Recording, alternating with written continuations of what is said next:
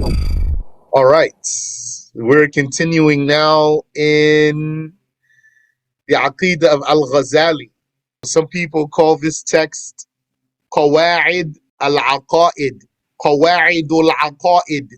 That means the rules of the convictions by Imam Al-Ghazali.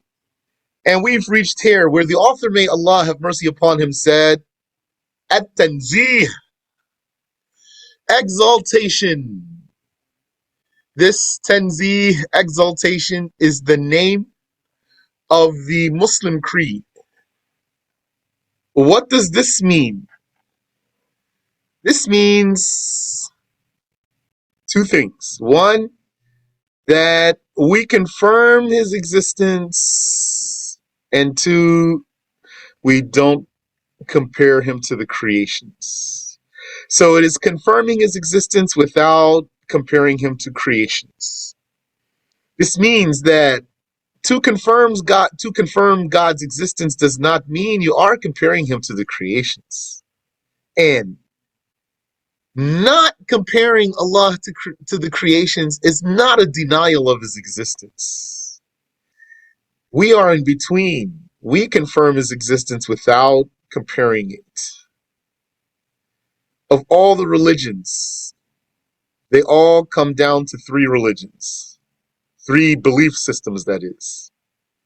Three belief systems. One is to compare God to the creations, to believe about God something pertaining to the creations, like God having created attribute, like that he's a man, or the sun, or a stone, or the fire, or a spirit, or a light. That's called tashbih, likening, comparing God to the creations. And the polar opposite of that creed is called ta'til, atheism. Ta'til is to deny the existence of the Creator or his attributes. Just denying God's attributes leads to denying his existence. To say God is not attributed with life or power or knowledge or will, this leads to saying God doesn't exist or that there is no God. Yeah, ta'til, T-A inverted V here. Ta'til, that big T there is for ta', atheism. So we don't believe either of those. We don't believe in tashbih or ta'til. The people who believe in tashbih and likening God to the creations, from their perspective, we are people of ta'til, denying God's existence. And the people of ta'til, the atheists, from their perspective, we are people of tashbih, comparing God to the creations. Because the people who compared God to the creations, they couldn't conceive something that exists without a place and without a shape and without a form. So they said, you are denying God's existence. And the atheists who deny God's existence, they could not conceive existence that is not physical, not material, and not originated. So they said, you believe in a God? You worship something like a creation. Because to them, if something exists, then it must be material and matter.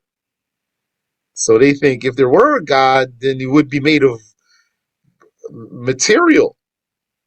So for you to confirm that there is a God means then you worship material. So we are in the middle of these two.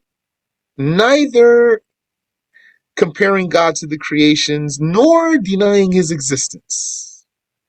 This creed of the Muslims is called At-Tanzih. Al-Ghazali explained, what is this Tanzih? His words of explaining that is to say, وأنه ليس بجسم مصور, and that he is not at all a depicted body, and that he is not at all a depicted body. ولا جوهر محدود مقدر, nor is he a limited measured entity, nor is he a limited measured entity. وأنه لا يماثل الأجسام لا في التقدير ولا في قبول الانقسام, and that he is incomparable to bodies. He is not comparable to bodies by way of measurement, nor by way of accepting division, nor by way of accepting division. Tashbih, tanzih. There's tanzih means exaltation, and tashbih means comparing God to the creations.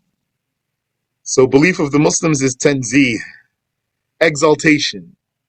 That means confirming his existence without comparing him to the creations. And anyone else who doesn't believe in this either believes in ta'til, atheism of some form or another, or tashbih, comparing God to the creations in one way or another. So Al-Ghazali said in explaining this tanzih, وَأَنَّهُ لَيْسَ بِجِسْمٍ مُصَوَّرٍ, and that he is not at all a depicted body. So a jism is something made of at least two atoms. A jism, a body, is at minimum two atoms fused. The fusion of two atoms, or the joining of two atoms. When those atoms unite, those two atoms, then together they will form length, width, and depth. That's a body. Allah is not at all a body. Why I'm saying it this way, not at all. I could just say, he is not a body.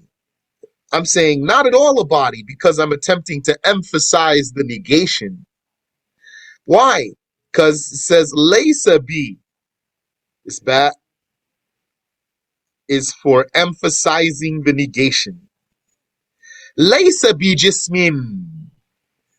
Just like when you say, laysa kamithlihi shay, the kaf is for emphasizing the negation. Laysa bi jismin. He is not at all a body. Musawwar, depicted. Musawwar means depicted, given an image. He is not a depicted body. Wala jawharin mahdudin muqaddar. Nor is he a measured, limited entity. Now translating the word Johar here as entity. And what I mean by entity is something broader than a body, as something more inclusive than body, and something more inclusive than atom. Because the atom in Arabic could be called Johar, the single atom. You know what I mean here. I'm talking about the piece that can't be split into two pieces. That's what I mean by atom. I don't mean whatever some contemporary scientists might mean these days by the word atom. And they say we can split atoms. I'm talking about something that can't be split when I say atom. Or if you want, an indivisible particle. Indivisible particle. So this indivisible particle, this atom, which is literally a mere piece, a speck that's not made of two pieces, you can call that in Arabic Johar. Johar. But also sometimes the word body, you can call it Johar too in Arabic. So the word Johar, sometimes you use it in a broader sense. And that's why I'm translating it as entity here. trying to find a word that can cover the word body and cover the word atom. So according to the way I'm translating it, the atom is an entity and the body is an entity. And if you were to ask, what's the difference between a body and an atom? The difference is that a body is made of atoms. An atom is not made of bodies. An atom is what makes bodies. A body is made of atoms, and the atom is what makes bodies when it unites with other atoms. As for the atom itself, it is not made of a second piece. It is the thing that Allah created that's so small, so miniature, beyond our senses' ability to perceive it by normal means, too small. We can't see it or feel it or anything. This atom is the basis of a body. It can't be split into another piece. When two of them come together, then those two together are a body. And according to some scholars, if eight atoms come together, then those eight would be the basis of a body. So the body in Arabic is called jism, and it has other words too. And the atom in Arabic is called jawhar. But the word jawhar in Arabic could still refer to a body. And usually when we mean by the word jawhar, this atom that cannot be split into pieces, we would call it al-jawharul fard. Al-jawharul fard. That means the indivisible atom or the single atom. When you say al-jawharul fard, the single atom, then for sure we're not talking about a body. So Al-Ghazali rahimahullah, he said, وَلَا جَوْهَرٍ مَحْدُودٍ مُقَدَّرٍ. Nor is he a measured, limited jawhar, entity. As for being measured, being measured means actually having a limit. Being measured means having a limit, because something without a limit cannot be measured. What has no limit cannot be measured. And everything that Allah created has a measure. Allah says in the Quran, وَكُلُّ شَيْءٍ عِنْدَهُ بِمِقْدَارٍ. Everything of His has a measure. Mahdud, limited, means having borders, having edges. So He is not at all a depicted body, nor a measured, limited entity. That's Surah Al-Ra'd. I don't know the number of the ayah though. Surah Al-Ra'd, the thunder. وَأَنَّهُ لَا يُمَاثِلُ الْأَجْسَامَ لَا فِي التَّقْدِيرِ. And that He does not resemble or is not comparable to the bodies, neither in measure, in being measured, because God cannot be measured, وَلَا فِي قَبُولِ الْإِنْقِسَامِ, nor in the acceptance of division. What does that mean? It means, don't you know that your body can be dispersed into pieces? Did you know if Allah willed for you to disintegrate into a million pieces, for example, that your body would come apart into a million pieces? Yes, you should know that. Because you are a body. You are made of atoms in the first place. If you are made of atoms, then that means that those atoms that compose you, if Allah willed, He can make them disassemble, and then you would break apart. So as a body, being a body, you are intrinsically accepting of division. That's why you're going to be careful when you cut your food, so you don't cut your finger off. Or if you work in construction, you're going to be mindful so you don't cut your finger off or cut your hand off or something else. Because you are a body accepting of division. Allah Ta'ala does not resemble the bodies in measure, in being measured, nor in accepting division. And that's one way to interpret the saying of Allah. Qul huwa Allahu ahad. Ahad means indivisible.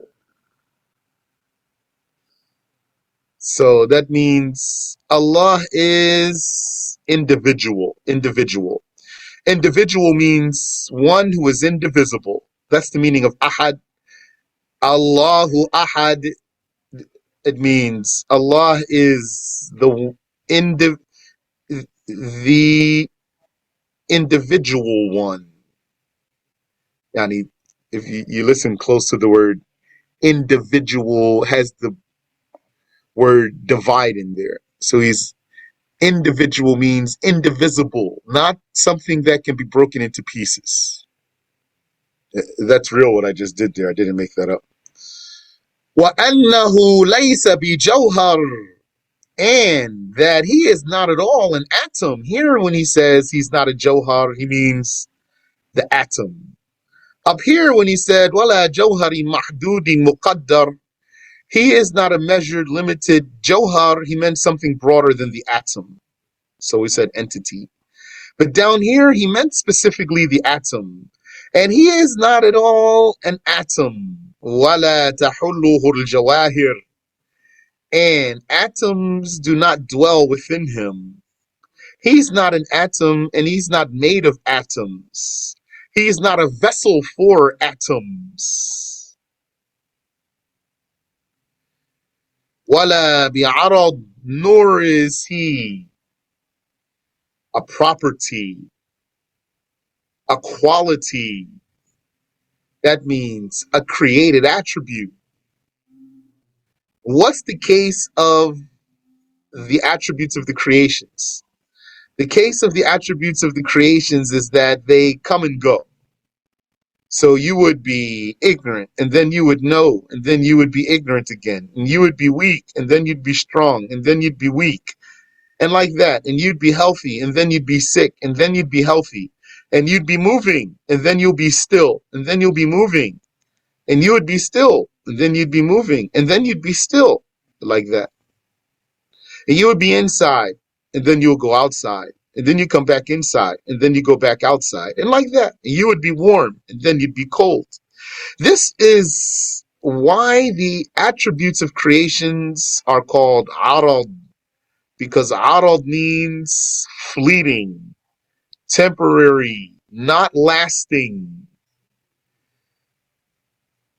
According to the terminology of the scholars of the Islamic monotheism, Arab is the name of the attribute of the creation, not the attributes of Allah. The attributes of Allah are not called Arab. Our attributes are called Arab, and the attributes of other created things. He is not at all an Arab, a fleeting quality, a temporary property, meaning attribute. Arad, yeah, Arad. وَلَا تَحُلُّهُ الْأَعْرَاض, and the fleeting qualities do not dwell within him. بَلْ لَا يُمَاثِلُ مَوْجُودًا, rather, he does not resemble any existent being or any existent one. وَلَا يُمَاثِلُهُ مَوْجُودٌ, and no existent one resembles him. You might be curious. We are saying that Allah is unlike anything and incomparable. Yes. For Muslims, that's easy. We accept that. There's no problem here. But you might meet a philosopher and he thinks he's clever. And he might even think you're a moron. And he would say to you, wait a minute, you said Allah is not like anything? That's what he would say to you. You say, yes, Allah, he's not like anything. He would say to you, but didn't you just say he exists? You say, yes, he exists. Of course he exists. And then he would say, and don't you say that you exist and I exist? So you'd say, and you know where he's going there, yeah, that's true. We exist. So he would say to you, then doesn't that mean he's similar to us since he exists and we exist? Isn't it quite impossible then for you to confirm that he's unlike anything just by virtue of saying that he exists when other things exist too? So the answer is that you say to him, ah, what will clear this for you is for you to know what it means for something to be similar. When we say that two things are similar, this means that one of them can take the place of the other. We don't say something similar to another just because we're using the same word for both of them. We say that one thing is similar to another if one of them can actually take the place of the other. So, can one of us substitute for God? Hasha, God forbid. Then, if we could not substitute for God, that means we're not like him, even if we use the same word sometimes. So he is unlike, and he does not resemble anything existent, and nothing existent resembles him. Why that's not enough to confirm likeness? Because just because one is existent and another is existent doesn't mean that one of them can take the place of the other. And if one of them cannot take the place of the other or substitute for the other, then they are not similar.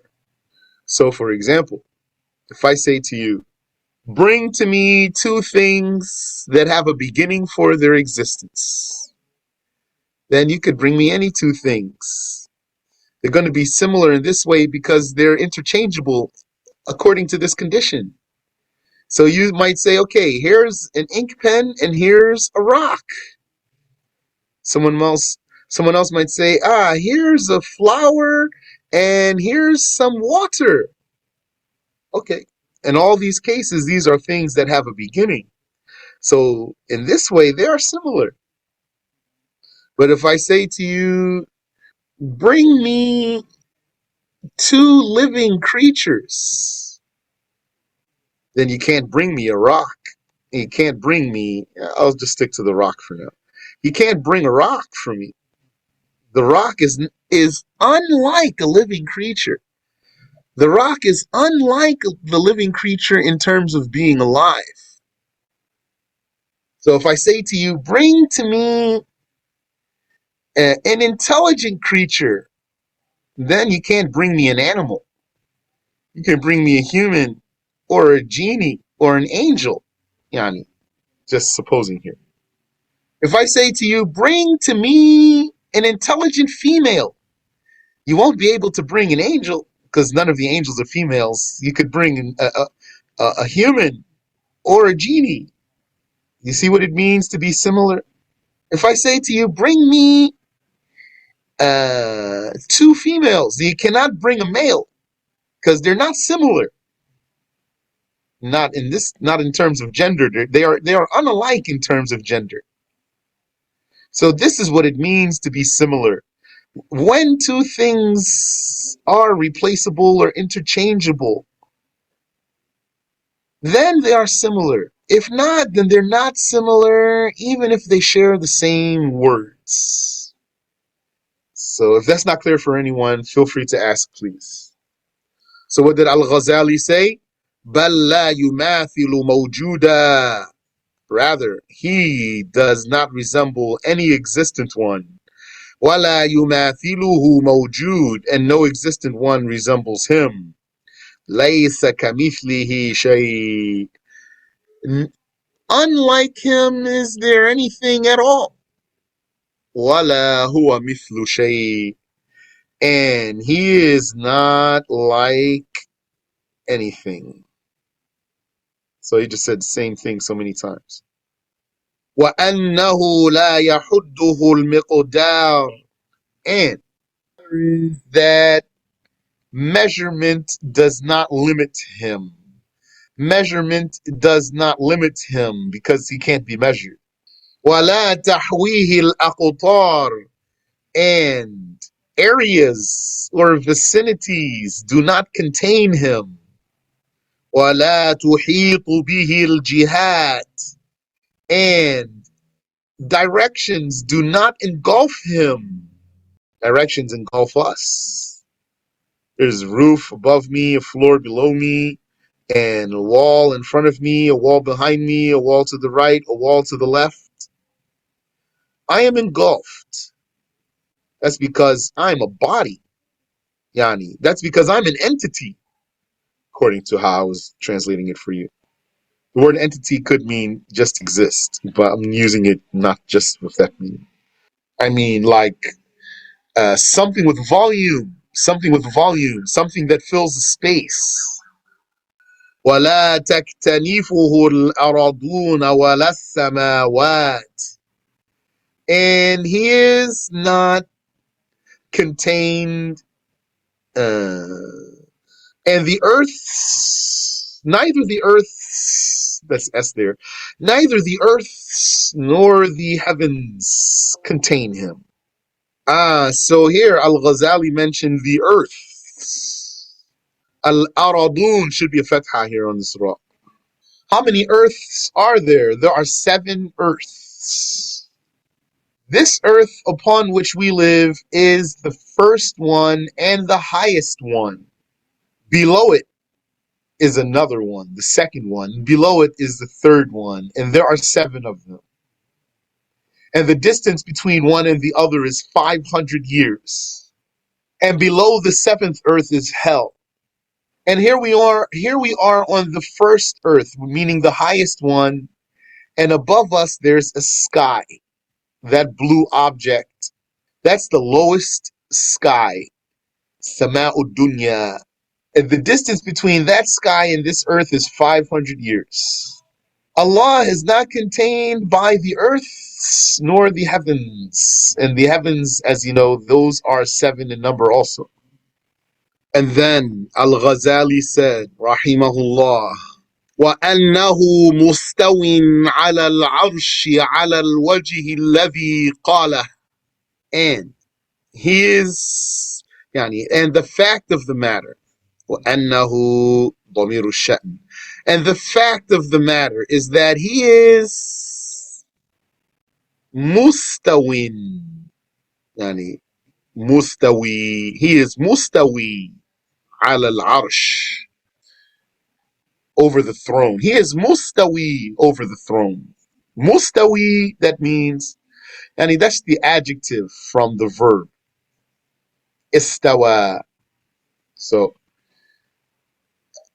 Al-Ghazali is taking this sentence from the ayah Ar-Rahmanu ala al-arshi istawa, and other ayahs that are similar to that.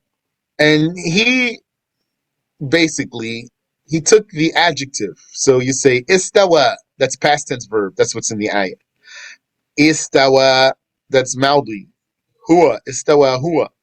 Feminine, you'd say istawat. So he took that verb istawa as if he said istawa, that's past tense. What's the present tense? Yastawi. Okay, so then what is the actual adjective of the one who has this attribute? Mustawi. Al-Mustawi. So this is not a name of Allah. This doesn't mean you say, yeah, Mustawi. Don't call upon him with this. Rather, this is just in observance of the words that came in the Quran. He said, وَأَنَّهُ مُسْتَوٍ عَلَى الْعَرْشِ. And that the matter of fact is that he is someone who has istiwa over the arsh. And I went through all of that and still didn't even say what istiwa means. And it was said that Al-Ghazali, towards the end of his life, rahimahullah, he abandoned giving definitive interpretations to the mutashabi verses. Not that he repented from being an Ash'ari like Wahhabi will tell you. According to the Wahhabi, every major scholar, every single time, he's always repenting, unless they just couldn't get away with the claim. You say to a Wahhabi, Al-Ghazali, they're going to say, Al-Ghazali repented before he died. So you say, okay, but Imam al-Haramain said, Imam al-Haramain, he died, he repented before he died. Say, oh. Well, Ibn Hajar al-Asqalani, he repented before he died. Oh, subhanallah. Well, we have a Nawawi here. No, he repented before he died. Khalas. So the case is not like they say. Did Al-Ghazali have some change before he died, change of heart about something? It was reported about him that he took the position of not explaining the mutashabih ayahs. That doesn't mean take it literally. He still was not taking it literally. He knows better. But just not saying, what does it exactly mean alternatively? And this is the case of Imam al-Haramain. He also became disinclined to give determined alternative interpretations to some of these mutashabih texts. And this is the way of Imam al-Tahawi. Al-Tahawi does not indulge in alternative interpretations, while he still doesn't take it literally, while he still doesn't take some texts literally. This statement of Al-Ghazali here, it does not determine the exact alternative.